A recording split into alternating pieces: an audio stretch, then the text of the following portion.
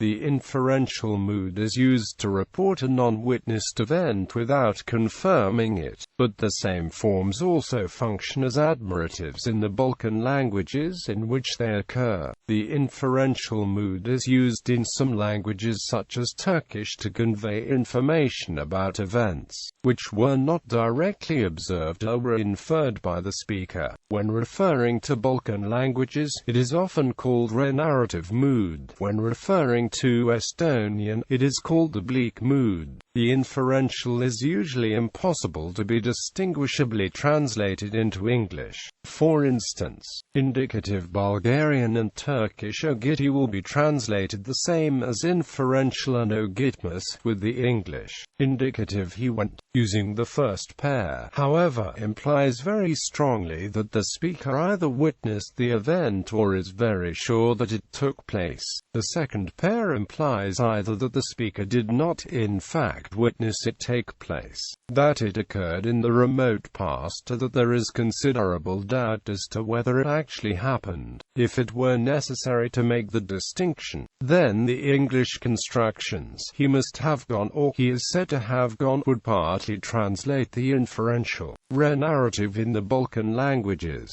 Writing on the typology of evidentiality in Balkan languages, Victor Friedman systematizes the facts in the following way. As grammaticalized in the Balkan languages, evidentiality encodes the speaker's evaluation of the narrated event, are often, but not always, predicated upon the nature of the available evidence.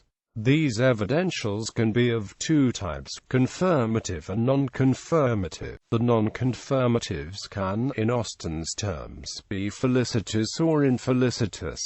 Felicitous non-confirmatives are used for reports, inferences, etc., for which the speaker chooses not to take responsibility. An infelicitous non-confirmative expresses either acceptance of a previously unexpected state of affairs or sarcastic rejection of a previous statement. Ibid. Illustrative data. Ozenjimis. Ikienka Pashur. He is rich. Kukienka Mieshtri. Patron Naradamus.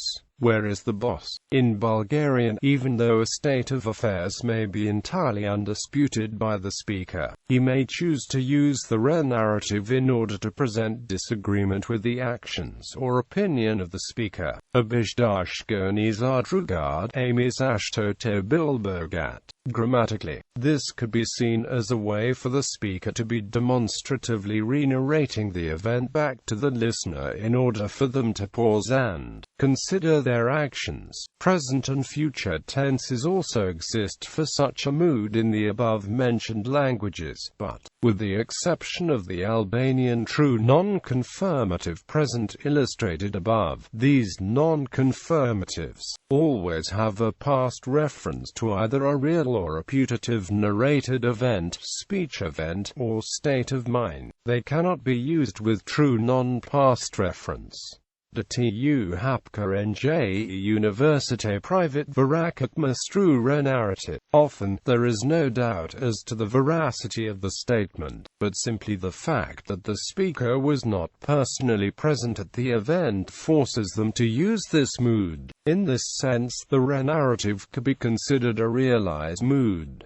News reports. News headlines are rarely presented in this mood, but rather in the indicative preterite, even though in most cases the reporters clearly did not witness the events being reported. The main body of the news report tends to use the renarrative correctly, but sometimes, again, it is intentionally avoided. This is especially slow when sensitive or controversial subject matter is being dealt with. This is because, due to its ambiguity, the renarrative in such cases could be perceived as a passing of judgment or expression of doubt by the reporter, rather than as a simple renarration. In such cases, constructions with a directly cited source reference such as "the minister said that" plus indicative are preferred.